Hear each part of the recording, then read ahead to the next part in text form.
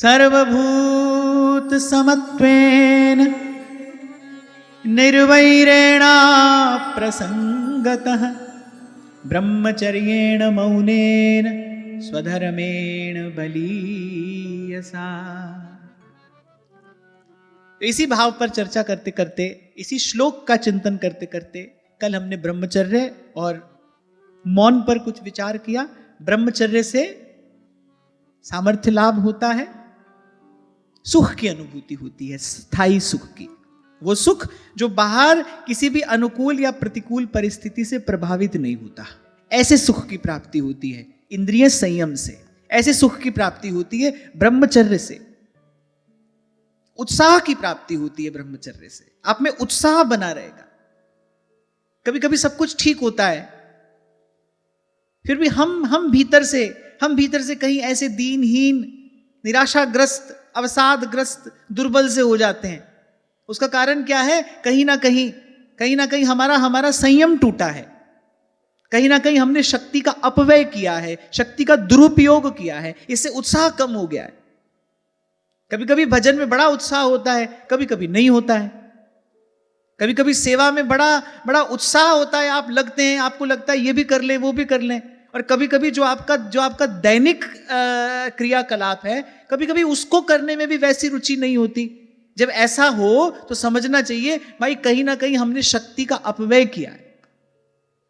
तो जीवन में जब ब्रह्मचर्य की प्रतिष्ठा होती है तो सामर्थ्य लाभ होता है।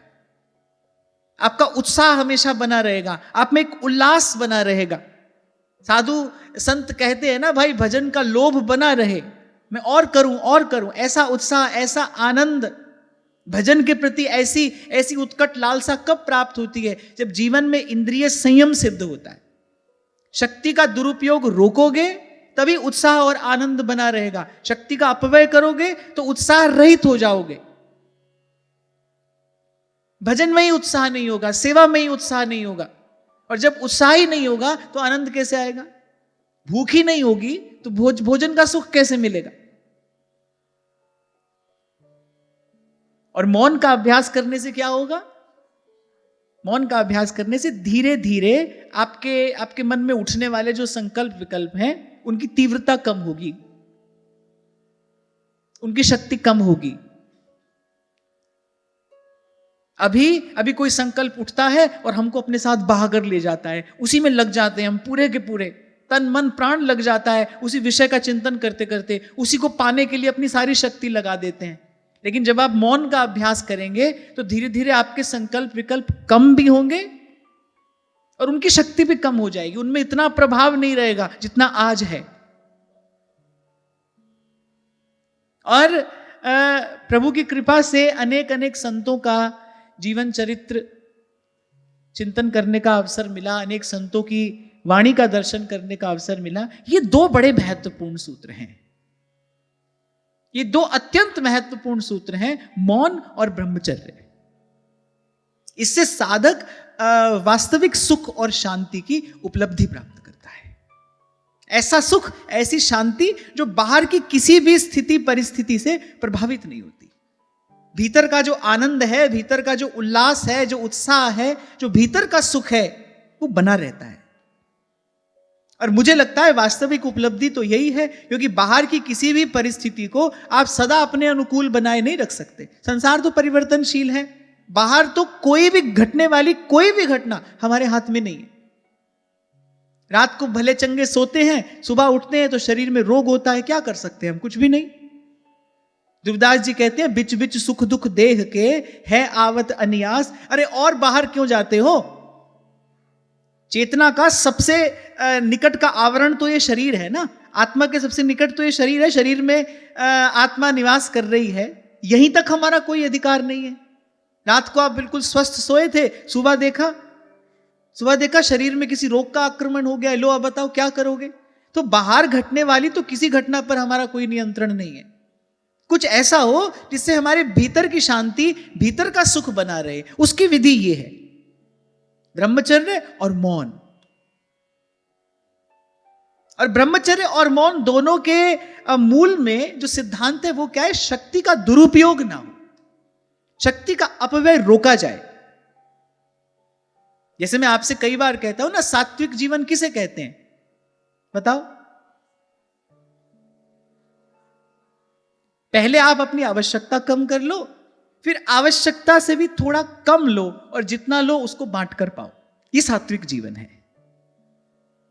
तो ऐसे ही जहां जहां हम अपनी शक्ति का व्यय करते हैं, देखने में, बोलने में, सुनने में, पहले तो अपनी आवश्यकता कम करो। आवश्यकता कम कैसे होगी? पहले जो अनावश्यक संग, जो अनावश्यक वार्तालाप आप दिन में करते हो, पहले उसको अपने जीवन से हटाओ। पहले तो आवश्यकता कम करो, और फिर जहां 4 शब्द की आवश्यकता हो वहां 2 ही बोलो। हम 4 की जगह 40 बोलते हैं। कुछ लोग तो मैंने ऐसे देखे हैं, उनसे बिना बोले रहा ही नहीं जाता। आवश्यकता है कि नहीं है, पर वो बोले चले जा रहे हैं, बोले चले जा रहे हैं। नहीं, साधक का जीवन ऐसा नहीं होना चाहिए। जहां 4 शब्द कहने हो, प्रयास करो कि वहां 2 ही में काम चल जाए। देखने के लिए तो प्रभु का ही रूप है। देखते सुनते ही तो संसार भीतर आया है। बस इसको देखा, इसको सुना, ऐसे देखते सुनते ही तो भीतर संसार रच बस गया। हमको ऐसे लगने लगा जैसे हम संसार के हैं, संसार हमारा है। वो जो हमारा जन्म जन्म का नाता है, वो सच्चे प्रभु से जो सच्चा नाता है, उसी को भूल गए हम। संसार से ही संबंध मान बैठे, संसार से ही संबंध बना बैठे। ये दुर्घटना घटी कैसे? बस ऐसे ही संसार को देखते सुनते संसार भीतर रच बस गया। तो इस पर थोड़ा सा अंकुश लगाना पड़ेगा, इस पर थोड़ा सा नियंत्रण लाना पड़ेगा।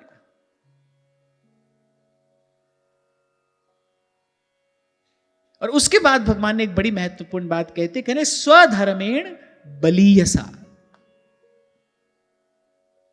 प्रारब्ध से आपको जो कर्तव्य कर्म प्राप्त हुआ है, भगवान ने कहा भाई मेरे चरणों में समर्पित करते हुए उस कर्म का अनुष्ठान करता रहे। आप देखो, परम सिद्ध अवस्था को श्री रैदास जी महाराज प्राप्त कर चुके हैं। कठौते में चमड़ा धो रहे हैं। संसार को यह दिखाई पड़ रहा है कि रैदास जी महाराज कठौते में चमड़ा धो रहे हैं, और उनकी वहां जो भजन भावना है वो कहां है? अपने अपने हाथ में प्रभु के श्री कोमल चरण कमल लेकर पखार रहे हैं। तभी तो राजा आया और उसको वही कठौते का जल चरणामृत कहकर दे दिया। और उस चरणामृत का प्रभाव प्रताप राजा समेत सारी काशी नगरी ने देखा। राजा के मन में कुछ अवज्ञा का भाव आया, पर जिस भाग्यशाली के मुख में वो चरणामृत का बिंदु पड़ा, वो जो चरणामृत की बूंद जिस भाग्यशाली के मुख में पड़ी, उसके रोम रोम में भगवत प्रेम का संचार हो गया। ऐसे रैदास जी महाराज, जिनकी ऐसी अद्भुत भजन भावना, ऐसे भगवत प्राप्त महापुरुष, पर आप देखो अंत तक जो कर्म उनको प्रारब्ध से प्राप्त हुआ था, प्रारब्ध का, काल का आदर करते हुए निष्काम भाव से उस कर्म को करते रहे। राजा महाराजा चरणों में आकर नतमस्तक हो रहे हैं, लेकिन जूता गांठते रहे, साधु संतों के चरणों में पहनाते रहे। ये जो कई बार इस विषय पर हमने चर्चा की, मैं आपसे बार बार कहता हूं भाई, जहां हो वहीं पर रहकर वहीं से आप अपनी यात्रा आरंभ करना। अभी 2 दिन पहले भी हमने इस विषय पर बात की। किसी की देखा देखी आप नहीं चलना। हमको किसी के जैसा नहीं होना है, किसी के जैसा हम हो ही नहीं सकते, और ऐसा करने का हमको प्रयास भी नहीं करना चाहिए। आपका जो प्रारब्ध है, आपको भगवत इच्छा से जो काम करने को मिला है, उस काम को पूरी निष्ठा, पूरी ईमानदारी से करना, भगवान का स्मरण करते हुए, भगवान के चरणों में समर्पित करते हुए। कल एक बात मैंने आपको याद करने के लिए दी थी, मैं प्रभु का हूं, प्रभु की दी हुई सामर्थ्य से प्रभु का कार्य प्रभु के ही चरणों में समर्पित करता हूं। अभी कुछ दिन पहले मैंने आपसे कहा था कि धूप दीप नैवेद्य से भी भगवान की पूजा होती है, पर धूप दीप नैवेद्य से ही भगवान की पूजा नहीं होती। सुंदर कर्म भी भगवान की पूजा की सर्वश्रेष्ठ सामग्री है। आप अपना सत्कर्म करके प्रभु के चरणों में समर्पित किए चले जा रहे हो, ये भगवान की, ये विश्वरूप भगवान की श्रेष्ठतम पूजा है। तीर्थ व्रत को नहीं अंदेशा, तुम्हारे चरण कमल का भरोसा, मैं जहां जहां जाऊं तुम्हारी सेवा।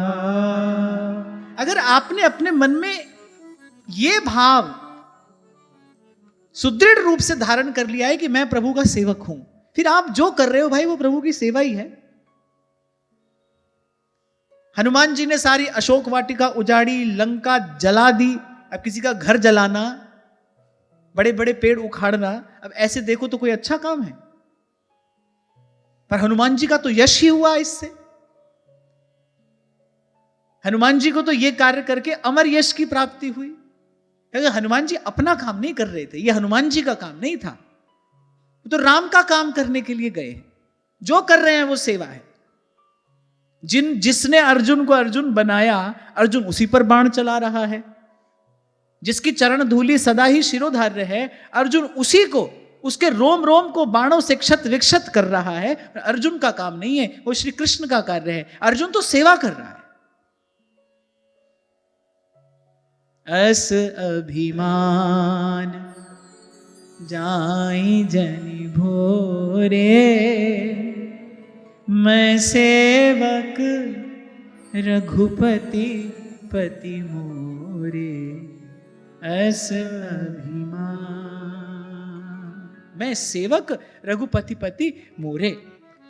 इस भाव को दृढ़ता पूर्वक जीवन में धारण करके आप जो कर रहे हो, और मैं तो एक बात और भी अपने अनुभव से यहां पर आपको कह रहा हूं, व्यवहार में रहते हुए अपने तन मन की पवित्रता को बचाए रखना यह बड़ा कठिन कार्य है।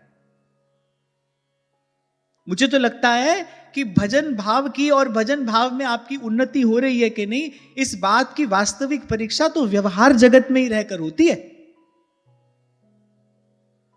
मैं तो कहता ही हूं आपसे, मंदिर में तो सभी भगवान के भक्त हैं। अब यहां जितने लोग बैठे हैं सब श्रद्धालु ही बैठे, लेकिन जो यहां से सुनकर जा रहे हो, जो आपने यहां श्रवण किया है, वो जीवन में कितना आया है, कितनी सहनशीलता जीवन में आई है, कितनी विनम्रता जीवन में आई है, इसकी परीक्षा तो व्यवहार जगत में ही जाकर होगी ना। यहां तो भाई सभी विनम्र और सहनशील बैठे हैं। तो इसलिए कभी भी अपने मन में ये नहीं सोचना, कभी भी अपने मन में ये अभाव नहीं लाना कि भाई हम तो यहां घर गृहस्थी में पड़े हैं, कैसे भजन करें। ना ना, कहीं पर भी हो आप, क्योंकि भगवान ने यहां यही कहा, स्वधर्मेण बलीयसा। जो भी आपका कर्तव्य है उसको ईमानदारी से करते हुए, हां बस एक सावधानी रखना, सबकी सेवा करना, फिर बदले में कुछ लेना नहीं। 2 दिन पहले मैंने आपको एक उदाहरण दिया था ना, यहां वापस मांगने पर बड़ा झंझट है। संसार का स्वभाव ऐसा है, आप दो बड़ा प्रसन्न है, आप वापस मांगो, अपनी चीज आप वापस मांगो तो देने वाले का मुंह बन जाएगा, उसके मुख पर वैसी प्रसन्नता नहीं रहेगी जैसी लेते समय थी। तुम्हारे इससे सीख लेना चाहिए, संसार का स्वरूप ऐसा है। और मैं कहता हूं, प्रभु के होते हुए अपने को यहां से लेना ही क्यों है? जब सर्व समर्थ प्रभु हमारे सर पर हैं, हमको यहां से क्यों लेना है? जो मांगे ठाकुर अपने से, सोई सोई दे। प्रभु के दरबार में कोई कमी नहीं है, और प्रभु परम उदार हैं, उदार शिरोमणि हैं, समर्थ भी हैं और उदार भी हैं। अद्भुत उनका प्रभाव भी है और अति सुंदर उनका स्वभाव भी है। ऐसे प्रभु के होते हुए हमको यहां से लेना ही क्यों है? अरे दोनों प्रभु के हो, दोनों हाथों से बांटते चलो।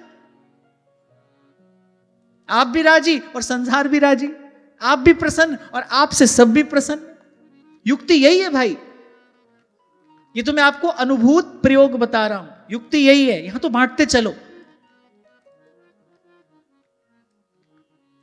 आप प्रभु के हो जाओ, और जैसे ही आप प्रभु के हो जाओगे तो प्रभु की सब वस्तु आपकी है, प्रभु का सब भंडार आपका है। दोनों हाथों से बांटते चलो। तो अपने कर्तव्य का पालन करना, सबकी सेवा करना, तो यहां बदले में कुछ लेना नहीं। ये व्यापार विनिमय यहां मत करना। सब कुछ करते हुए वो सारे कर्म के, सुंदर कर्म के पुष्प बस अपने इष्ट के, अपने आराध्य के चरणों में चढ़ाते चलना। संत कहते हैं ऐसा ऐसा आचरण जिसका हो तो बोले खोटा घाटा हो नहीं, उसको ना तो कभी खोट पड़ती है और ना उसे कभी किसी प्रकार की हानि ही होती है। हम तो देखते ही हैं भाई, साधु का संतों का कोई संकल्प अपूर्ण नहीं रहता। व्यवहार में लिप्त व्यक्ति ये करना है, ये करना है, ये करना है, ये नहीं कर पाया, ऐसा कर लेता, ऐसा हो जाता, ऐसा बेचारा सोचते सोचते मर जाता है। व्यवहार में लिप्त व्यक्ति की यही दुर्दशा है, वो ये सब सोचते सोचते मर जाता है। संत को कुछ नहीं करना है, वो कहता है हमको कुछ करना ही नहीं है। पूछो कल क्या किया था, जो भगवान ने कराया था। आज क्या कर रहे हो, जो प्रभु करा रहे हैं। कल क्या करोगे, जो प्रभु कराएंगे। और आप देखो जैसे उसका हाथ लगता है मिट्टी सोना हो जाती है, उसके पास कुछ भी नहीं है, बड़े बड़े संकल्प प्रभु सफल करा देते हैं। मैं तो कहता हूं संसार में भी सफल होने की युक्ति यही है। जो भजन के मार्ग पर चला है उसका तो सर्वात्म समर्पण प्रभु के चरणों में होना ही चाहिए, पर मैं कहता हूं भाई संसार में भी सफल होने की युक्ति यही है। आप अपना काम समझकर करोगे, हजार विघ्न आएंगे, हजार बाधाएं आएंगी, कहीं ना कहीं अटक जाओगे और सफलता प्राप्त हो जाएगी तो भटक जाओगे। आप अपना काम समझकर करोगे, काम की बात बता रहा हूं, ध्यान से सुनना। आप अपना काम समझकर करोगे, पहले तो कहीं अटक जाओगे, नहीं अटके, काम पूरा हो गया, सफल हो गए, तो फिर अभिमान पाकर भटक जाओगे। यहां तो अटक भटक लगी रहेगी। प्रभु का काम समझ के करो, आज नहीं तो कल संसार से सटक जाओगे, ना कहीं अटकना पड़ेगा, ना कहीं भटकना पड़ेगा। अंत में प्रभु संभाल लेंगे और प्रभु के चरणों का परम आश्रय मिल जाएगा, जीवन धन्य हो जाएगा। इसलिए भाई संसार में भी सफल होना है तो युक्ति यही है। तो भगवान ने कहा कि ब्रह्मचर्य अर्थात इंद्रिय संयम, शक्ति का दुरुपयोग न हो जीवन में, और मौन, इसका अभ्यास तो मुझे लगता है अविलंब सबको आरंभ कर देना चाहिए। थोड़ा सोच रहे हो इस बारे में? थोड़ा सोचा? 2 दिन से सुन रहे हो, सोचा इस बारे में? थोड़ा थोड़ा करके देखें, सोचा? हाँ। पर ये रुक मत जाना, कहीं सोचकर ही रुक जाओ नहीं, अभ्यास आरंभ करना इसका, फिर इसका परिवर्तन, फिर इसका परिणाम देखना, फिर जो परिवर्तन आपके अनुभव में आए वो हमको बताना। और जहां हो किसी भी प्रकार का अभाव अपने मन में न रखते हुए, दृष्टि प्रभु के चरणों पर रखते हुए, जैसे ध्रुवदास जी कहते हैं बहुत बड़ा कार्य करने का संकल्प मेरे मन में आ गया है कि मैं निकुंज बिहारी बिहारिणी की लीला गाऊं, पर कैसे गाऊं? कुंवरी किशोरी नाम सो उपजो दृढ़ विश्वास, करुणा निधि मृदु चित्त अति, ताते बढ़ी जिए आस। तो दाजी कह रहे भाई कुंवरी किशोरी नाम सो, एक तो हमारे जिह्वा पर श्री जी का नाम है, उपजो दृढ़ विश्वास, और बोले और हमारे श्री जी का स्वभाव कैसा है? करुणा निधि मृदु चित्त अति। करिए दोनों मानक हमारे बन गए हैं, इसलिए करिए ताते बढ़ी जिए आस। इसलिए हमको लगता है भाई ये काम हम कर लेंगे। काम तो बहुत बड़ा है, असंभव है, सिंधु ना सीप समात। तुलसीदास जी कह रहे हैं जो कार्य करने का संकल्प मेरे मन में आया है वो वस्तुतः क्या है? ऐसे सीप में कोई समुद्र भर ले, कार्य तो इतना ही असंभव है। पर कुंवरी किशोरी नाम सो उपजो दृढ़ विश्वास, हमको दृढ़ विश्वास है क्योंकि श्री जी का नाम है और हमारी श्री जी का स्वभाव ऐसा है, करुणा निधि मृदु चित्त अति। वो ना नहीं कहती, ताते बढ़ी जिए आस। मैं फिर आपसे कहूंगा भाई किए बिना तो आप हम कोई नहीं रह सकते, करना हमारी विवशता है, हम करने को हम बाध्य हैं, मजबूर हैं हम करने के लिए। अब रास्ता तो यह निकालना है कैसे करें कि कर्म के बंधन में बंधे नहीं, कैसे करें कि हमारा कर्म हमें बांधने वाले ना हो, हमें मुक्त करने वाला ना हो। उसकी युक्ति संत बता रहे हैं, करना, पर स्वयं सबसे पहले स्वयं को प्रभु का मानकर फिर जो काम करने जा रहे हो उसको प्रभु का मानकर, जिस शक्ति से वो काम कर रहे हो वो शक्ति प्रभु की मानकर, अभी जो फल मिले उसे प्रभु के चरणों में समर्पित करके इस प्रकार मुक्त हो जाना, करते करते मुक्त हो जाना। और यही बात भगवान ने यहां कही, स्वधर्मेण बलीयसा। जिस जिस कर्तव्य कर्म में आप लगे हो, कोई डॉक्टर है, कोई टीचर है, कोई इंजीनियर है, माताएं बहनें यहां बैठी जो हाउस वाइफ हैं, जो भी कर्तव्य कर्म आपका है उसको ईमानदारी से करते हुए, अपनी ओर से देने में कोई कमी न रह जाए। क्यों? क्योंकि आप संसार को नहीं दे रहे, आप प्रभु के चरणों में समर्पित करने जा रहे हो अपना कर्म, इसलिए उसमें कोई अभाव नहीं आना चाहिए, कोई दुर्भाव नहीं आना चाहिए। बस हट एक बात की होनी चाहिए, एक राम घन श्याम हित चातक तुलसी दास। यहां गोस्वामी जी ने चातक का उदाहरण क्यों दिया? एक राम घनश्याम हित चातक तुलसीदास, कह रहे वो प्यासा मर जाता है लेकिन स्वाति नक्षत्र के जल बिंदु के अतिरिक्त वो कुछ नहीं पीता। कबीर जी तो बड़ा सुंदर एक प्रसंग सुनाते हैं अपनी वाणी में। कह रहे वृक्ष पर चातक पक्षी बैठा है, कह रहे प्यासा मर गया, नीचे गंगा बह रही है, गंगा जल का बिंदु अंत समय मुख में पड़ जाए, फिर जीव की सदगति हो जाती है, उसका कल्याण हो जाता है। लेकिन वो चातक कहता है नहीं, मुझे न तो सदगति चाहिए न मुझे अपने कल्याण की ही कोई इच्छा है, मेरा व्रत नहीं टूटना चाहिए। कहने कि बड़ी जोर से चोंच बंद करके नीचे गिरा है कि कहीं मरते समय भी मेरे मुख में गंगा जल न चला जाए, मुझे तो वही स्वाति नक्षत्र में बरसे जल बिंदु का ही पान करना है, मुझे तो वही जल पीना है। ऐसा चातक, इसलिए गोस्वामी जी ने यह उदाहरण दिया, एक राम घन श्याम हित चातक तुलसी दास। मुझे वो शब्द श्री कबीर जी के इस समय स्मरण नहीं आ रहे, बड़ा सुंदर वर्णन कबीर जी, मार्मिक वर्णन अपनी वाणी में करते हैं। कहते भाई पन देखा तो हमने चातक का देखा, प्राण तज देता है लेकिन अपना पन नहीं छोड़ता।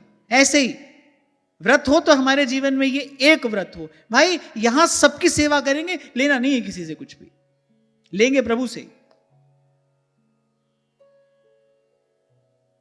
हाँ, लेकिन ऐसे व्रत का निर्वाह करने के लिए करी भक्ति करे कोई सूरमा, जात बरन कुल खोए। अब जिसको घर की, परिवार की, इसकी उसकी, तेरी मेरी सबकी चिंता है, उसको तो भाई यहां से लेना पड़ेगा। लेकिन जिसने ईमानदारी से अपने उर अंतर में यह भाव धारण किया है कि नहीं मैं प्रभु का हूं, प्रभु मेरे हैं, जिसको गुरु की कृपा से ज्ञान, ये बोध हो गया है, नहीं भाई ये सब है तो पर स्वप्नवत है, वही इस व्रत का निर्वाह कर पाएगा। पर मैं कहता हूं भाई जहां हम खड़े हैं वहां से चलना आरंभ तो करें। कल आपसे मैंने कहा था जितनी बात आप सब यहां पर बैठकर सुन रहे हो, सब बात आपके काम की नहीं होगी, पर कोई एक आध बात तो, कोई एक आध सूत्र तो अपने हाथ आ ही जाएगा ना। एक कदम तो बढ़ाएं हम, लक्ष्य तो हमारा बड़ा ऊंचा है, लक्ष्य बड़ा ऊंचा है और हम अभी इतने समर्थ भी नहीं है। पर मैं कहता हूं फिर भी कुंवरी किशोरी नाम सो उपजो दृढ़ विश्वास, करुणा निधि मृदु चित्त अति ताते बढ़ी जिए आस। ऐसे श्री जी के ही स्वरूप और स्वभाव का विचार करते हुए चले तो सही। चलना नहीं है फिर ये सब कहने सुनने का कोई लाभ नहीं, क्योंकि श्रीमद् भागवत की कथा अगर कोई पुण्य लाभ के लोभ से करता है तो भागवत तो कल्पतरु है, पुण्य उसको प्रदान करती है। मेरा तो ऐसा कोई संकल्प है नहीं। मैंने तो ये चर्चा आरंभ ही की केवल एक भाव अपने मन में रखते हुए कि श्रीमद् भागवत के चिंतन का जो परम फल है श्री कृष्ण के चरणों की प्राप्ति, वही कहने सुनने वाले को हो, इससे कम हमको कुछ नहीं चाहिए। इसी पवित्र संकल्प से ही मैं यहां पर आकर बैठता हूं, इसके अतिरिक्त हमको कुछ नहीं चाहिए। प्रभु आपकी इच्छा हो तो आप यही देना, नहीं तो आपकी बड़ी कृपा कि हमारा इतना समय सार्थक हो गया। अगर आप ये कृपा न करते, श्रीमद् भागवत की चरण शरण में हम नहीं आते, तो कहीं कुछ और करते, कहीं कहीं और अटकते, कहीं और भटकते। आपने फिर बड़ी कृपा की, हमारा इतना समय, हमारा ये जीवन सार्थक हो गया। पर यदि आप प्रसन्न हो, आप इसके प्रसाद स्वरूप कुछ देना चाहें, तो वस्तु हमको एक ही चाहिए, सोई सुख सोई गति सोई भगति, सोई निज चरण स्नेह, सोई विवेक सोई रहनी प्रभु, हम ही कृपा करि देहु, हम ही कृपा करि देहु। अच्छा, ये भगवान ने जो कहा ना, स्वधर्मेण बलीयसा,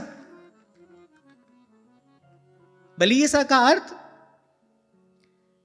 जो भगवान के चरणों में समर्पित कर दिया गया है। ऐसा धर्म पालन, एक धर्म पालन है जिसमें व्यक्ति स्वयं करता है, वो कहता है मैंने धर्म पालन किया है, मुझे इसका फल मिलेगा। पर एक धर्म पालन है, धर्म पालन करने वाला करते ही उसको भगवान के चरणों में समर्पित कर देता है। वो कहता है ये पाप पुण्य का लेखा जोखा मुझे अपने हिस्से रखना ही नहीं है। और उसी भाव की शक्ति अनंत गुणा हो जाती है, जो भाव अनंत भगवान के चरणों में समर्पित कर दिया जाता है। और मैं कहता हूं भाई, जीव कितना अल्प है, कितनी क्षुद्र सी इसकी सामर्थ्य है, कितना भी ये अपनी साज संभाल कर ले, कहां तक ही जा सकता है। और वहां प्रभु अनुकूल हो जाए, चतुर्दिशा कीन्हो बल अपनो, सिर ऊपर कर तार्यो, कृपा कटाक्ष अवलोकन कीनो, दास को दुख बिदार्यो, दास को दुख बिदार्यो, जो मांगे ठाकुर अपने से, सोई दे, जो मांगे ठाकुर अपने से, सोई दे। और मैं फिर कहूंगा, आप भगवान के हो जाओ, भगवान की सब वस्तु आपकी है, दोनों हाथों से बांटते चलो। मैं तो कहता हूं, यहां हाथ पसारना ही क्यों पड़े किसी के आगे, मन की आशा यहां किसी से लगे ही क्यों। आप भीतर से इतने समृद्ध हो जाओ कि यहां कभी किसी से कुछ लेने का भाव भी आपके मन में ना आए। कहते हैं ना, संत जब आवे संतोष धन, सब धन धूर समान। जब आवे संतोष धन, संत कहे संतोष ही सुखी।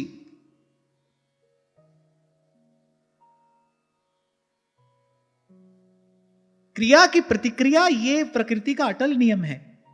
आप करोगे, जो आपने क्रिया की है उसकी प्रतिक्रिया अवश्य होगी। पर यह चयन हमारा हो सकता है, हम प्रतिक्रिया में परिवर्तन कर सकते हैं। भाव परिवर्तन करने से प्रतिक्रिया बदलेगी।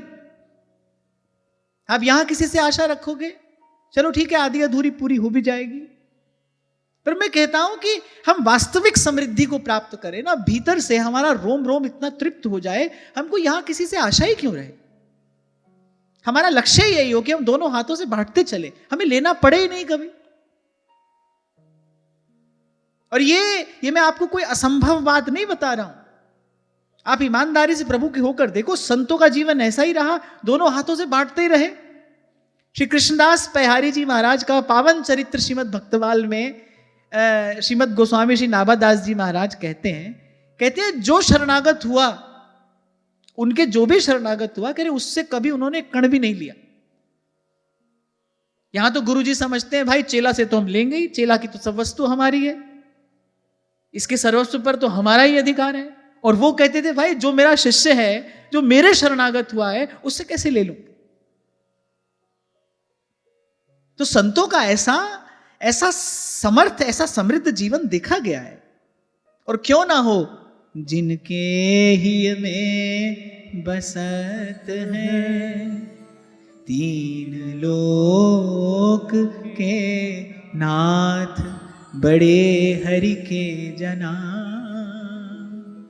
बड़े हरि के जना। आपको याद हो, मैंने कुछ समय पहले भी आपसे कहा था, कभी मत सोचो कि मुझे किसी से सेवा करानी है। ऐसा विचार ही अपने मन में मत आने दो।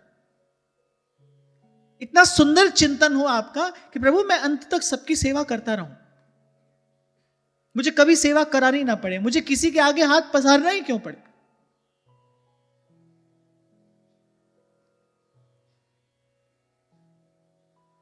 संतों की कृपा से बहुत बरस पहले एक वचन अपने आप को दिया था, किसी और को नहीं। एक वचन मैंने अपने आप को दिया था कि भाई यहां कभी किसी से यह नहीं कहना है हमारा ये काम करा दो। हमारा जो काम प्रभु की इच्छा से हो जाएगा, नहीं होगा कभी ना हो। बने तो रघुवर पे बने, बिगड़े तो भरपूर। जो रघुवर को ना रुचे, वा बनबे में धूर, वा बनबे में धूर। मैं अपना मन हरि सो जोरो,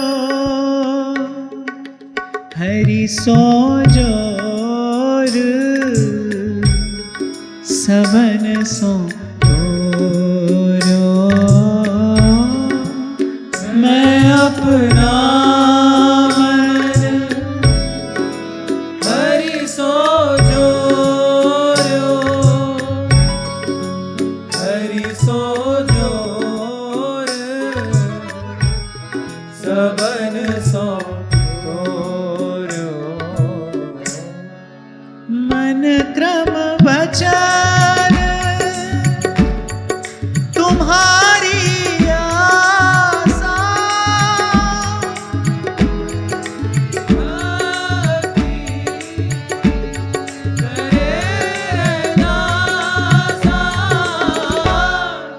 मन क्रम वचन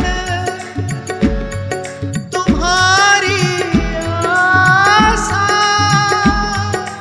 ऐसी भक्ति करे दासा। साची प्रीत जो तुम सो जोरी, तुम सो जोर, सबन सो तोरी। जो तुम तोरो पिया, मैं ना तोरो, तुम सो तोर, कवन संग जोरो। मोहे मन क्रम वचन तुम्हारी आशा,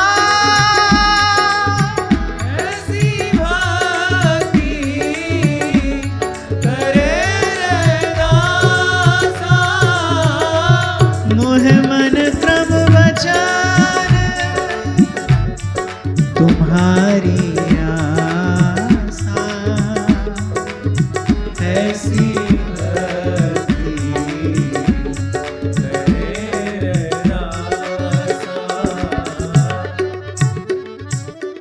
क्योंकि भक्ति मार्ग के आचार्य ने भक्ति भाव के भी कुछ भेद कहे हैं। एक निकृष्ट भावना है, एक मध्यमा भक्ति है, एक उत्तमा भक्ति है। अरे मन क्रम वचन तुम्हारी आशा, ऐसी भक्ति करे रहे दास। बस आशा एक राम जी से है। इसे कहते हैं वास्तविक परिवर्तन। मैं बार बार आपसे कहता आया हूं, भाई रहना तो यही है। अपने आप को गृहस्थ कह लो, अपने आप को विरक्त कह लो, साधु का भेष धारण कर लो, साधारण वस्त्र पहन लो, रहना तो यही है ना। इसी संसार के मध्य में ही तो रहना है। वस्तु स्थिति बदलेगी कैसे? परिवर्तन किसे कहेंगे? बस जब जब यहां किसी से आशा ना रहे, आशा एक राम जी से। और आपको एक और बात बताता हूं, यहां हम बार बार निराश होते हैं। वो निराशा कहीं ना कहीं हमारे भीतर हमारे उत्साह को भी क्षीण करती है, और वो निराशा कहीं ना कहीं हमारे भीतर दुर्बलता भी लाती है। जब आशा भी प्रभु से होगी और दृष्टि भी प्रभु पर ही होगी, आप देखो आपका उत्साह हमेशा ही बना रहेगा, क्योंकि यहां आप किसी के लिए कर ही नहीं रहे, आप तो प्रभु के लिए कर रहे हो। Whatever you are doing, this is between you and him, nobody else. आप जो कर रहे हो आप प्रभु को दृष्टि में रखकर प्रभु के लिए कर रहे हो, उत्तर भी आपको वही देगा ना। और मैं आपको बड़ी विनम्रता पूर्वक, कहो नानक सब तेरी वड्याई, कोई नाम न जाने मेरा, मैं आपको बड़ी विनम्रता पूर्वक की बात कह रहा हूं। एक संत ने मेरे हाथ में ये सूत्र दिया था, यही वृंदावन जमुना के किनारे एक संत ने मेरे हाथ में ये सूत्र दिया था, और उस सूत्र को पकड़कर मैं चला। मैं आपको, यद्यपि ये स्थान अपनी बात कहने के लिए नहीं है, फिर भी कभी कभी कोई प्रसंग आता है तो मैं उसे उदाहरण स्वरूप आपसे कहता हूं। केवल एक ये सूत्र पकड़कर मैं चला। मुझे बड़े बाबा ने यहां जमुना किनारे इस संकल्प कराया, बोले बेटा ये जो सेवा तुमको मिली है इसके बदले कभी बादाम का एक दाना भी किसी से लेना नहीं। और दूसरी बात बोले बस यहां कोई अनावश्यक पसारा न करना, अपना कोई स्थान आश्रम ये सब बनाने की आवश्यकता नहीं, अपनी एक कुटिया बनाना, उसमें रहना, ये सब न करना। और मैं सौभाग्यशाली था कि मेरे मन में उन संत के प्रति श्रद्धा थी, इसलिए मैंने कोई किंतु परंतु नहीं किया, मैंने कोई क्यों क्या कैसे नहीं किया। मैं बालक ही था, ये 2005 की घटना होगी, 20 बरस हो गए। जैसा उन्होंने कहा वैसा मैंने हाँ कर दिया। और उन्होंने मुझे सावधान किया, उन्होंने कहा देख सूर्य नारायण साक्षी हैं, संध्या का समय था। उन्होंने कहा देख बेटा सूर्य नारायण साक्षी हैं, सूर्य नारायण की साक्षी में तूने ये संकल्प किया है। और सच्ची आपको बात बताऊं, जब ये संकल्प हो गया तब एक बार तो मेरे मन में बात आई, मैंने कहा अगर ये दोनों काम नहीं करने फिर हम करेंगे क्या? ना किसी से लेना देना है, ना यहां पर कुछ बनाना है, तो फिर हम करेंगे क्या? पर मैंने कहा मैं सौभाग्यशाली था, बाबा के चरणों में मेरी श्रद्धा थी, उनके शब्दों में मेरी श्रद्धा थी। और मैं कभी कभी पीछे मुड़कर देखता हूं तो मैं तो ये सूत्र पकड़कर चला था। आप सबको बड़ा आश्चर्य होगा अगर मैं आपको बताऊं कि शंभू जी के 12th के एग्जाम हुए थे, इनका रिजल्ट अगले दिन शायद आना था। और मैं श्री जी को शयन करा के रात को मैं इनके यहां पर पहुंच गया अकेला। और मैंने इनके माता पिता से कहा कि कल से ये बालक मेरे पास में सेवा में आएगा। अब उस समय हम ऐसे जय जय महाराज नहीं थे कि हम जो मांगे हमको कोई भी उठाकर दे दे, और वो भी अपना अपना युवान होनहार प्रतिभावान बालक। मैं किसी माता पिता से जाके ये कह रहा हूं कल से ये बालक मेरे पास में सेवा में आएगा, वो भी मुझसे कोई क्यों क्या कैसे नहीं करते। और मैंने कहा एक होनहार प्रतिभावान बालक जो यदि संसार की ओर निकलता तो भी कोई श्रेष्ठ उपलब्धि प्राप्त कर लेता, और वो बड़ी सहजता से अगले दिन सेवा में आ गए। निर्जला एकादशी का दिन था, ये सेवा में आ गए। और वो दिन से लेकर आज तक, और मैं तो सदा कहता हूं कि जैसे भगवान कहते हैं जहां पर कृपा न करही पुरारी सो न पाव मुनि भक्ति हमारी, जैसे शंभू के बिना गाड़ी नहीं चलती, भीतर की हो या बाहर की हो, तो हमारी भी नहीं चलती, हम भी यहां तक नहीं आते।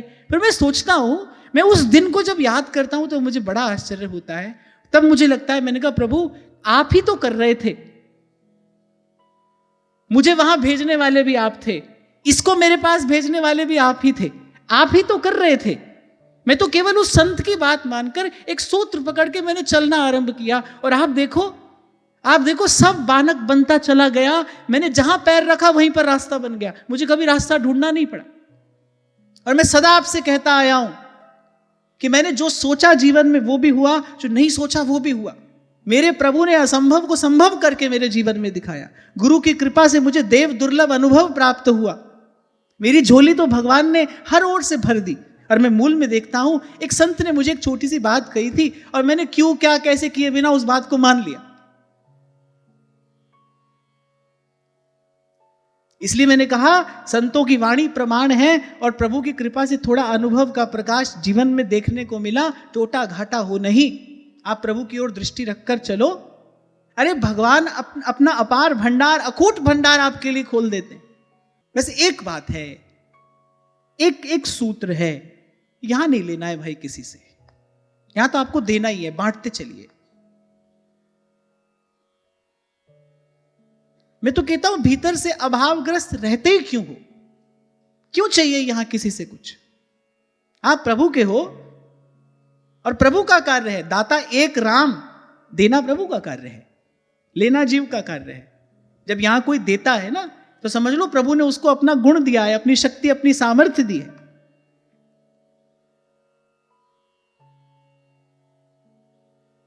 थोड़ी सी तैयारी करो, ये निर्मल उज्जवल, ये पावन पवित्र भाव आप अपने जीवन में लेकर आओ। नहीं भाई, हम सबकी सेवा करेंगे, हम यहां किसी से कुछ चाहते नहीं।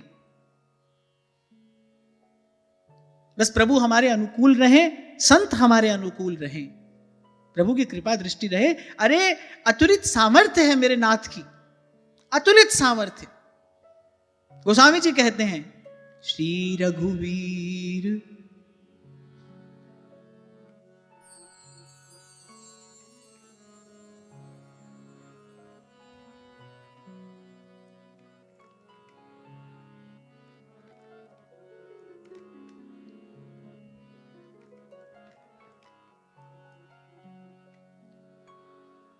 श्री रघुवीर प्रताप ते, सिंधु तरे पाषाण, ते मति मंद जराम तजहि, भजहि जान कछुआन। स्वामी जी कह रहे ते मति मंद ज राम तजहि। अरे श्री रघुवीर प्रताप ते, सिंधु तरे पाषाण, जिस नाम से पत्थर तरे, उससे तरना आसान है। जरा शरण मेरे राम की, मेरा राम करुणा निधान है। जरा शरण मेरे राम की, मेरा राम करुणा निधान है। तो ना तो बुद्धि के पास ऐसी सामर्थ्य है कि वो प्रभु की सामर्थ्य की कल्पना कर सके, उसको माप तौल सके। और मैं कहता हूं यदि प्रभु की कृपा से कर भी ले, प्रभु अपनी कृपा से अपने स्वरूप का ज्ञान करा भी दें, तो भी कहा तो नहीं जा सकता। तो दोनों ही दृष्टि से मैं कह तो नहीं सकता आपको, अनुभव रूपम। पहले तो बुद्धि माप तोल सकती ही नहीं प्रभु की सामर्थ्य क्या है, और प्रभु अपनी कृपा से अपने स्वरूप का ज्ञान करा भी दे, तो भी वो अनुभव का विषय है, वो कहा नहीं जा सकता। इसलिए मैंने कहा यद्यपि अपनी बात नहीं कहना चाहिए, ये उचित नहीं है, पर फिर भी आज मैंने जो भी कहा बड़ी विनम्रता पूर्वक एक उदाहरण आपके सम्मुख रखा है कि ये जो भी हम कह सुन रहे हैं, ये केवल सत्ययुग में घटने वाली घटना ही नहीं है। संत अनुकूल हो जाए, गुरुजन अनुकूल हो जाए, तभी महाराज वाणी में कहते हैं, पूरे गुरु का सुन उपदेश और पार ब्रह्म निकट कर पेख। बड़ी निकट उसको देखा जा सकता है, बड़ी निकट उसको अनुभव किया जा सकता है। तभी श्री ध्रुवदास जी ने कहा, इन्हीं नैनन सब सुख देखे, जीवन जन्म सफल करी लेखे। इन्हीं नैनन। और फिर आगे भगवान कहते हैं, अगर कोई इस मार्ग पर चले, अगर कोई इन नियमों का, इन सुंदर व्रतों का श्रद्धा पूर्वक पालन करे। फिर मैंने अभी कहा ना, क्रिया की प्रतिक्रिया ये प्रकृति का अविचल नियम है। एक्शन का रिएक्शन होगा ही होगा। आप प्रणाम करते हो, आशीर्वाद मिलता है, क्रिया की प्रतिक्रिया है। तो अगर कोई अपने जीवन में श्रद्धापूर्वक ऐसी क्रिया करता है, फिर भगवान कहते हैं उसको मिलता क्या है। अच्छा देखो, यहां लेने देने वाला कोई नहीं है, क्योंकि लेने देने के लिए तो ये सब किया ही नहीं जा रहा है, लेकिन फिर भी प्रसाद तो मिल रहा है। भक्त लेना नहीं चाहता है, भगवान भी दे नहीं रहे हैं, पर उसको स्वतः उसकी प्राप्ति, उसकी अनुभूति हो रही है। तो भगवान ने कहा यदि कोई ऐसी क्रिया करता है, श्रद्धा पूर्वक करता है, तो उसको मिलेगा क्या।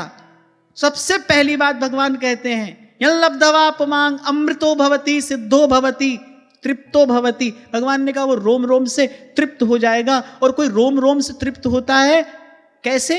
संतोष लाभ करके।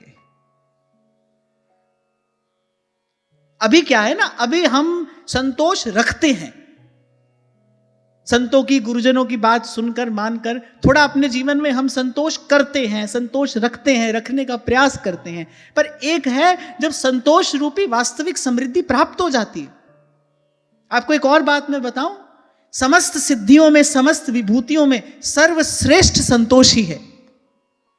ये भगवान की विभूति है। सिद्धियां तो संतोष के सन्मुख तुच्छ हैं, त्याज्य हैं, हेय हैं।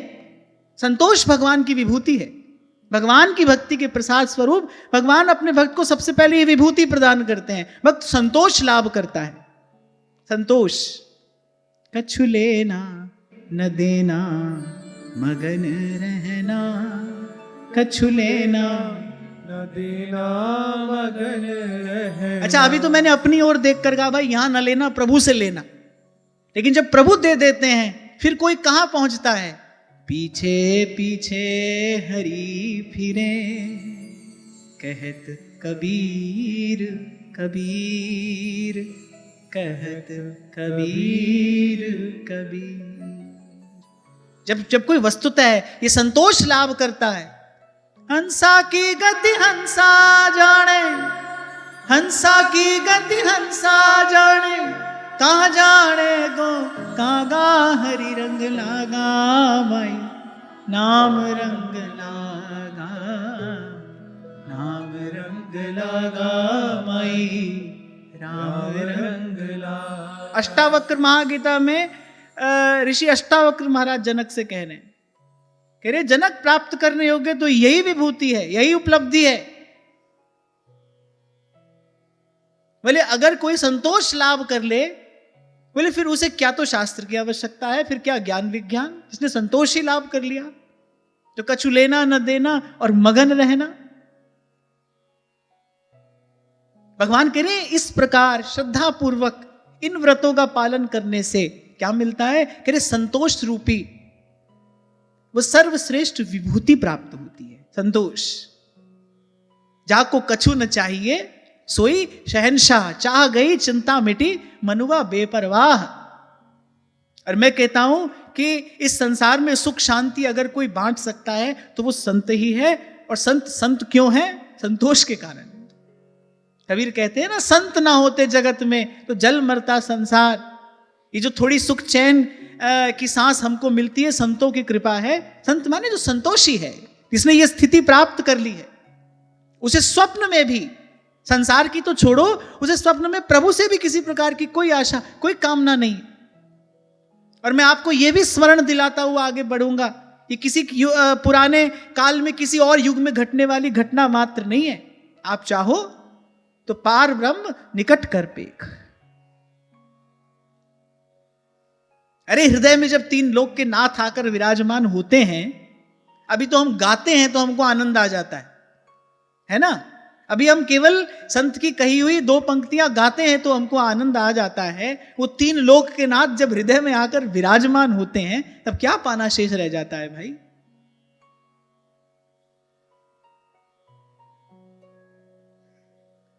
और अनेक अनेक प्रसंग आपको मिलेंगे पुराणों में। भक्त भगवान का कार्य करते हैं, यद्यपि भगवान की शक्ति से, भगवान की सामर्थ्य से करते हैं, पर शील निधान भगवान है। तुलसी कहूं ना राम से साहेब शील निधान, वो भक्तों से कहते भाई तुमने हमारा काम किया है, अब क्या तुमको दें? आप देखो सब भक्तों का उत्तर एक ही है, सब भक्तों का उत्तर एक ही है। सोई सुख सोई गति सोई भगति, सोई निज चरण स्नेह, सोई विवेक सोई रहनी प्रभु, हम ही कृपा करी। तुम संग सहज स्नेह। स्नेह बड़ा सचिक्कण होता है। जिस हृदय में स्नेह है माने वो हृदय कभी रूखा सूखा नहीं होगा, वो सदा सरस रहेगा, सदा सदा द्रवीभूत रहेगा, नेत्र सजल रहेंगे। भक्त का दर्शन ऐसा ही होता है, जिसके हृदय में भगवान विराजमान है, जिसके मन मंदिर में त्रिलोकीनाथ बैठे हैं, उसका दर्शन ऐसा ही होता है। वाग्गद गदा द्रवते यस्य चित्तम, रुदत्य भीक्ष्णं हसति क्वचिच्च, विलज्ज उद्गायति नृत्यति च, मद्भक्ति युक्तो भुवनं पुनाति। यदृच्छयोपलब्धेन संतुष्टो मितभुङ्मुनिः, विविक्त शरणः शान्तो मैत्रः करुण आत्मवान्। सबसे पहले तो भगवान कह रहे भाई यदि इन व्रतों का पालन करेगा तो संतोष लाभ कर लेगा, जीवन से सारी खींचातानी समाप्त। जो मिल गया प्रभु की कृपा है, आनंद है। असल में क्या है ना, कभी हमने इस मानसिक स्थिति का अपने जीवन में अनुभव किया नहीं, तो अभी हमको सिर्फ कहने सुनने की बात लग रही है। पर जब वस्तुतः इस स्थिति का अनुभव होता है, जब वस्तुतः इस संतोष की उपलब्धि होती है, तब अनुभव होता है। क्यों कहा कि जब आवे संतोष धन, सब धन धूर समान। ये धन मिले तो बोले सब धन धूर समान। आप देखो कहीं भी अगर सुखाधिक्य देखा जाए, माने सुख की अधिकता देखी जाए, तो उपमा किससे दी जाती है? स्वर्ग से। बोले स्वर्ग जैसा सुख है, स्वर्ग जैसा सुख है। अब जिनके पास सच में स्वर्ग का सुख है, उनको देखो, वो बेचारे दिन रात चिंतातुर रहते हैं, दिन रात भयातुर रहते हैं, दिन रात व्याकुल रहते हैं। कोई भगवान का भजन करने बैठा है और वहां देवराज की नींद उड़ जाती है, वो भेजेंगे किसी अप्सरा को, जाओ इसको उठाओ इसके आसन से। अरे वो भगवान का भजन करने बैठा है, तुमको क्या कष्ट है? जितना जीवन में विषय भोग अधिक होगा, ध्यान रखना, जितना आपके जीवन में विषय भोग अधिक है, उतना आपका मन दुर्बल है, उतना आपका मन भयभीत है, उतने आप अधिक चिंतित रहेंगे। कैसे ऋषि मुनि एकाकी वन में हिंसक पशुओं के बीच में कुटिया बनाकर कर लेते हैं भजन। आप किसी सेठ साहूकार को करो, सेठ जी एक दिन अकेले वहां बैठ जाओ थोड़ा जंगल में। जंगल तो छोड़ो, बाजार जाते हैं तो 4 बंदूक वाले साथ होते हैं, जंगल में तो कहां जाएंगे? आप देखो ये कौन सी उपलब्धि है, व्यक्ति कितना भयभीत है। हमारे जो भयभीत है वो कितना दुर्बल है भीतर से। अब नाम उसको कुछ भी दे लो, बोले प्रोटोकॉल है, ऐसा करना पड़ता है। कुछ नहीं करना पड़ता है भाई। भगत को कहा सीकरी काम, वो बादशाह की आंख में आंख डाल कर कह रहे, अरे जाको मुख देखे दुख लागे, को करनी परी प्रणाम। भगत को कहा सीकरी काम। ऐसे मैं बैठा बैठा कभी सोचता हूं, देखो साधु संत महात्मा कहां एकाकी वन में रहकर खूब चैन से, खूब आनंद से भजन कर लेते हैं, और वहां सेठ साहूकारों को देखो कैसी सुरक्षा की व्यवस्था है, और कैसा सब तामझाम 24 घंटा सुबह से लेकर रात तक। तो वस्तुतः उपलब्धि किसने पाई है? वस्तुतः सबल समर्थ कौन है? यहाँ की कोई चाह नहीं, सोई शहंशाह। निश्चिंतता बड़ी शक्ति है, निर्भयता सर्वोपरि उपलब्धि है। वेदांत तो कहता है कि उस परम तत्व का अनुभव होने के बाद ये जीवात्मा किस स्थिति को प्राप्त करता है? फियरलेसनेस, निर्भयता।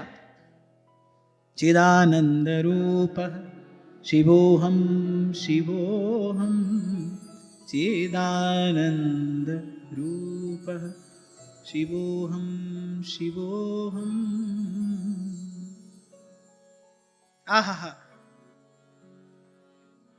बादशाह की आंख में आंख डालकर, वो भी बादशाह भी कैसा, सिकंदर जैसा क्रूर, और उसकी सारी प्रभुता का उपहास करते हुए, अपने पांव से ठोकर मारते हुए कबीर कहता है, हर मरे तो हम मरे।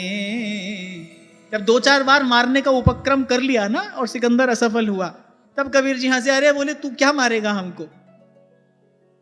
हम जिसमें रहते हैं, जो हम में रहता है, वो मरेगा तो हम मरेंगे। हर मरे तो हम मरे,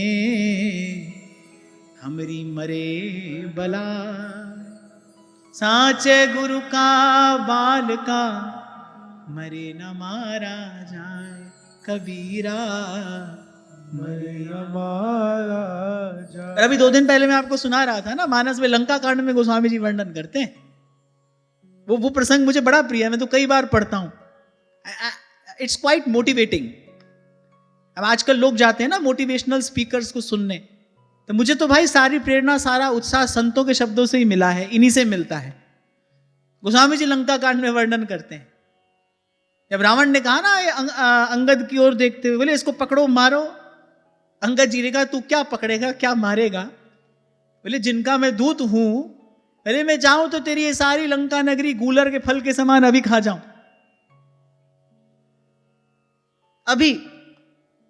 और तुम जो इसमें रहते हो, बोले हम तो बानर हैं, फल में कीड़े लगे ही रहते हैं, और हम तो स्वभाव है हमारा, वो तो हमारा आहार है। तो बोली तेरे समेत तेरी पूरी लंका नगरी का मैं एक क्षण में आहार कर लूं, तू मुझे क्या पकड़ेगा, क्या मारेगा?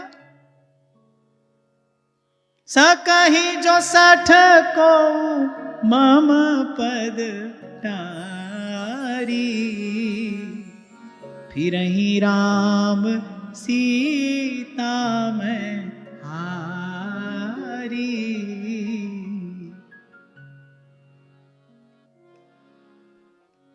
तो ये सर्वोपरि उपलब्धि है, निर्भयता।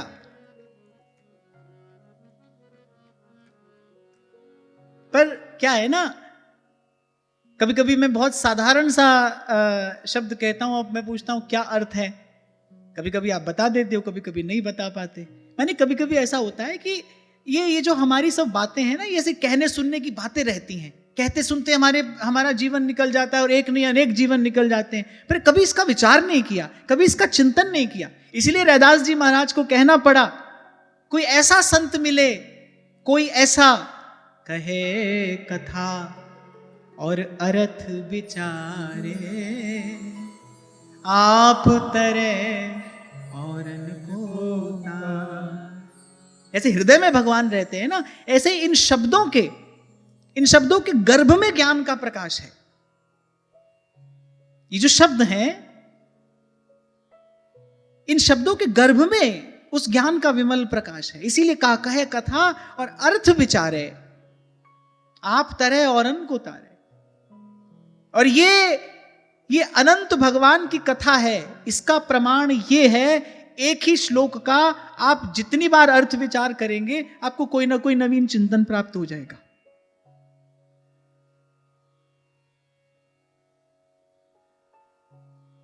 आप देखो, अभी मैं मानस की चर्चा कर रहा था, श्री गोस्वामी जी की रामचरितमानस एक ऐसा अद्भुत अलौकिक ग्रंथ है। आप देखो विश्व भर के विद्वानों ने उस पर कितना चिंतन किया है। हर विद्वान अपना एक नवीन सुंदर अर्थ बताता है, दोहा का, चौपाई का, एक एक शब्द का। हर विद्वान, हर भावुक, हर भक्त एक नवीन चिंतन, एक नवीन अर्थ गोता लगाता है और निकाल कर ले आता है। बात प्रमाणित होती है ना, हरि अनंत हरि कथा अनंता, कहीं सुनहि बहु विधि सब संता। संता, कहीं सुनहि बहु विधि सब संता।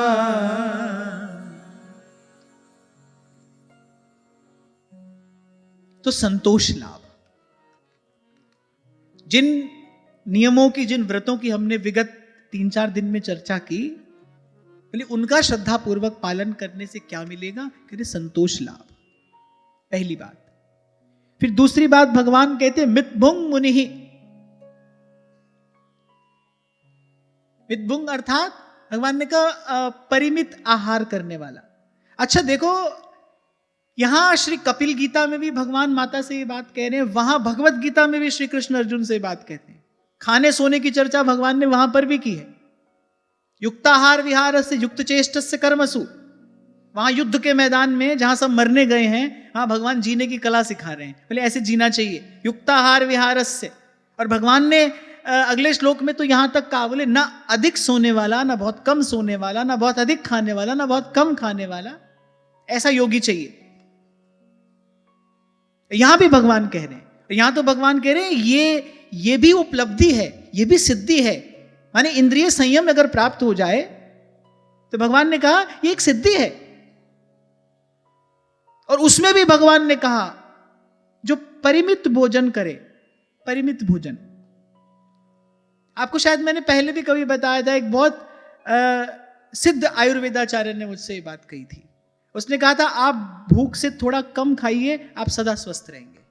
भूख से थोड़ा कम। दो बातें भोजन में महत्वपूर्ण होती हैं। एक तो समय, आप अच्छे से अच्छा, स्वस्थ से स्वस्थ, पौष्टिक से पौष्टिक भोजन भी यदि गलत समय पर खा रहे हैं तो वो लाभ के स्थान पर हानि करेगा। अब आप सोचो कि भाई भोजन तो हमारा बड़ा पौष्टिक है, खा रात को 12 बजे रहे हो, 1 बजे रहे हो, तो फिर वो लाभ के स्थान पर हानि करेगा। आप देखो हमारे यहां सूर्य की गति के साथ भोजन की व्यवस्था है। इसीलिए जब सुबह सुबह बाल सूर्य होते हैं तो हमारे यहां कहते हैं बाल भोग कर लीजिए। जब मध्याह्न होती है तब कहा जाता है राजभोग कर लीजिए। सूर्यास्त के बाद क्या होता है? ब्यारू, अल्पाहार कहते हैं उसको, अल्पाहार, थोड़ा सा, बहुत थोड़ा सा, वो भी आवश्यकता हो तो, वरना वैसे भोजन तो 2 ही समय होता है। ये आज एक नया चिंतन आया है, कहां से आया है जाने, ईट 5 मील्स अ डे, छोटे छोटे भाग में खाइए। और मुझे लगता है भाई भजन करने वाला ये दिन भर यही करता रहे क्या? नाप तोल करके, घड़ी देखकर दिन भर तो उसकी बुद्धि, उसका चिंतन तो भोजन में ही रहेगा।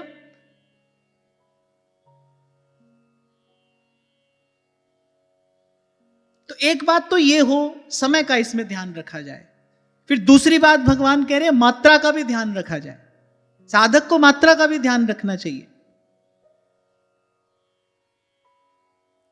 ये नहीं कि खाने बैठे तो पेट भर गया, मन नहीं भरा। कई भोजन भट्ट होते हैं, हमने देखा, फिर अपने लिए बड़ा सुंदर शब्द निकाल लिया, जैसे कोई बड़ी उपलब्धि हो, फिर कहेंगे हाँ हम थोड़े फूडी हैं, हम थोड़े फूडी हैं। ऐसे डिग्री मिलती है ना डॉक्टर को, इंजीनियर को, ऐसे अपने नाम के आगे डिग्री और लगा ली, हम थोड़े फूडी हैं। पर यहां भगवान मात्रा की भी बात कर रहे हैं। कबीर तो डांटते हुए कहते हैं साधक को, कबीर जी ने जो भी कहा है साधक को ही कहा है, कहत कबीर सुनो भाई साधो।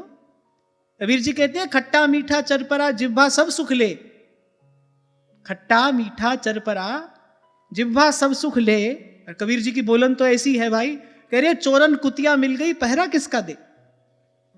सबसे पहला नियंत्रण जो है साधक के जीवन में वो जिह्वा का होना चाहिए। सबसे पहला, अगर किसी को संयम साधना है, अगर मान लो किसी को ब्रह्मचर्य भी साधना है, वो आरंभ कहां से करेगा? उसको भोजन से ही आरंभ तो करना पड़ेगा। कल ही हम सुन रहे थे ना, पूरी पीठ के परम श्रद्धेय प्रातः स्मरणीय पूज्य चरण श्री शंकराचार्य जी महाराज, उनसे किसी ने एक प्रश्न पूछा। अब उनसे जो प्रश्न पूछा वो तो मैं नहीं बोलूंगा यहां पर, क्योंकि महाराज जी पूछने वाले बड़े अटपटे प्रश्न पूछते हैं। खैर महाराज श्री ने जो उत्तर दिया वो बड़ा सुंदर था। बोले हमारे यहां केवल गुण देखकर वस्तु का ग्रहण नहीं किया जाता, उसकी प्रकृति और शास्त्र की आज्ञा देखकर हमारे यहां वस्तु का ग्रहण किया जाता है। वो ग्रहण करने के बाद आपके भीतर बढ़ाएगी क्या? सत्वगुण बढ़ाएगी, रजोगुण बढ़ाएगी, तमोगुण बढ़ाएगी। बहुत बात की जाती है प्याज लहसुन के बारे में। अच्छा, ऊट पटांग बात कहने वाले भी बहुत हैं। अच्छा, इसका कोई पाप पुण्य से लेना देना नहीं है, पर अगर किसी को भजन करना है तो हमने कई बार इस बात पर चर्चा की, भाई भजन करना है तो जीवन में सत्वगुण बढ़ाना पड़ेगा। सीधी सी बात है ये, भजन करना है तो सत्वगुण बढ़ाइए। अब प्याज लहसुन जो है उससे लहसुन से तमोगुण और प्याज से रजोगुण बढ़ता है। अब आपको बढ़ाना तो सत्वगुण है और आहार आप रजोगुण तमोगुण बढ़ाने वाला ले रहे हैं, तो ये आपकी जीवन शैली के उपयुक्त नहीं है। इसका पाप पुण्य से लेना देना नहीं है। बड़ी ऊट पटांग अजीब अजीब बात कई बार सुनने को मिल जाती है, प्याज खाने से ऐसा पाप होता है, ऐसा नहीं भाई, ऐसा कुछ नहीं है। पर वो भजन करने वाले की प्रकृति के अनुकूल नहीं है, वो भजन करने वाले की प्रकृति के विपरीत है। वो आपकी चेतना को, क्योंकि गुण जब प्रबल हो जाता है, जब तमोगुण प्रबल हो जाता है तो आप गुस्सा कर बैठते हैं ना, फिर जब वो आवेश उतरता है आपको लगता है हमने ऐसा क्यों किया, हमको ऐसा नहीं करना चाहिए था। माने अगर गुण प्रबल हो जाएगा तो वो आपसे अपने अनुरूप काम करा लेगा, आप कुछ नहीं कर पाओगे। आपको करना भजन है, आप रजोगुण तमोगुण बढ़ाने वाला भोजन कर रहे हो, तो भाई रजोगुण तमोगुण जब बढ़ेगा तो रजोगुण तमोगुण के ही कार्य आप करोगे। या तो सोते रहोगे, लड़ाई करोगे, झगड़ा करोगे, विषय वासना बढ़ेगी, विषय का चिंतन अधिक होगा, विषय का सेवन अधिक होगा। अब आप कहो भाई करना तो हमको भजन था, नहीं, फिर आपको भजन के अनुकूल अनुरूप अपनी जीवन शैली भी बनानी पड़ेगी। और ये महत्वपूर्ण है, तभी यहां कपिल गीता में श्री कपिल भगवान और भगवत गीता में वहां श्री कृष्ण भोजन की बात करते हैं। भले भोजन साधक का सदा हुआ होना चाहिए, और यहां तो भगवान ने कहा परिमित भोजन। बहुत स्वाद है, बहुत स्वाद है, खाते गए, नहीं, ऐसा नहीं। और किसी भी प्रकार का संयम किसी को जीवन में साधना हो तो सबसे पहला संयम भोजन पर साधा जाए, आहार पर। और इसमें मैंने कहा दो बात महत्वपूर्ण है। एक तो भोजन का स्वरूप, सात्विक भोजन हो साधक के लिए, और दूसरा समय पर किया जाए, प्रकृति का आदर करते हुए किया जाए। अब आप बोलो कि सात्विक भोजन ही करेंगे तो बल कहां से आएगा? जो भगवान का भजन कर रहा है उसको वैसे भी बल कहीं और से नहीं, सीधे सीधे भगवान के भजन से ही प्राप्त होता है। भगवान का भजन करने वाला, आप भगवान के भजन को ऐसी साधारण ना समझो। भक्ति आपके भीतर एक रासायनिक परिवर्तन कराती है। ये जो श्रवण कीर्तन है, कल हम कीर्तन की बात कर रहे थे, a chemical change happens inside out. विज्ञान को भी नतमस्तक होना पड़ा है इसके आगे। एक बात बताओ, मैंने बहुत समय पहले कहीं पढ़ा था कि एक व्यक्ति बड़े क्रोध में था और उसका स्पिट टेस्ट कराया गया, उसके मुख के लार का परीक्षण कराया गया। तो डॉक्टरों ने देखा कि वो बहुत क्रोध में था, तो उसमें विषाणु थे, उसमें कुछ विष का अंश पाया गया उस व्यक्ति के मुख की लार में। आप सोचो, तमोगुण से प्रभावित व्यक्ति के भीतर अगर यह परिवर्तन देखा जा सकता है, तो जो भगवान की भक्ति कर रहा है, जो निर्मल हृदय से अमृतोपम भगवान का नाम रट रहा है, प्रभु का दर्शन कर रहा है, जिसका उर अंतर प्रभु के चिंतन में लगा है, उसके भीतर कोई परिवर्तन नहीं आएगा। मीरा जी, नामदेव जी सदैव भगवान में विलीन हुए। इन संतों का जीवन प्रमाण है ना कि उनकी देह जो थी वो स्थूल से सूक्ष्म हो गई थी, दिव्य हो गई थी। तो कोई अपने मन में यह बात ना रखे कि भाई सात्विक भोजन करेंगे तो बल कहां से आएगा, क्योंकि बल तो रजोगुण प्रधान भोजन में होता है। भगवान का भजन करने वाला अपनी सारी शक्ति, और मैं कहूंगा अतुलित शक्ति, अपरिमित शक्ति, वो भगवान के भजन से ही प्राप्त करता है। उसको तो केवल निर्वाह के लिए प्रसाद पाना है। अरे भगवान का नाम कल्पतरु है। जिस भाव से आप भगवान का भजन करोगे जो भाव अपने हृदय में रखकर प्रभु का नाम जपोगे, भगवान की सारी शक्ति भगवान के नाम में, आपको वही शक्ति, वही विभूति, वही सामर्थ्य प्राप्त होगा। यद्यपि भगवान का भजन निष्काम करना चाहिए, पर फिर भी जो मांगे ठाकुर अपने से सोई सोई दे। और फिर एक और बात कि हम आहार केवल भोजन के रूप में ही नहीं करते। जहां से आज चर्चा आरंभ हुई, कल भी इस पर थोड़ी बात हुई, हम आंख से भी आहार करते हैं, हम कान से भी आहार करते हैं। तो भगवान कह रहे भाई परिमित करना, वहां पर भी हमारा नियंत्रण हो। आप अपने व्यवहार पर नियंत्रण लगाओ, आप देखो आपके विचार नियंत्रित हो जाएंगे अपने आप। आप अपना व्यवहार नियंत्रित करो, आपका विचार नियंत्रित हो जाएगा। आपके विचारों में भी एक अनुशासन आएगा। भाई मन कहां जाए कहां न जाए। ऐसे ऐसे तपस्वी महात्मा हुए ना इस पवित्र भारत भूमि पर, कह रहे जिनका मन भी कभी पाप में प्रवृत्त नहीं हुआ। भीष्म पितामह कह रहे हमारा मन भी कभी पाप में प्रवृत्त नहीं हुआ, मन भी नहीं गया कभी उस ओर। कण्व ऋषि के आश्रम में जब राजा दुष्यंत ने शकुंतला को देखा तो मन उसकी ओर आकर्षित हुआ। लेकिन महाराजा दुष्यंत शकुंतला से जाकर कहते हैं कि तुम ऋषि कन्या नहीं हो सकती,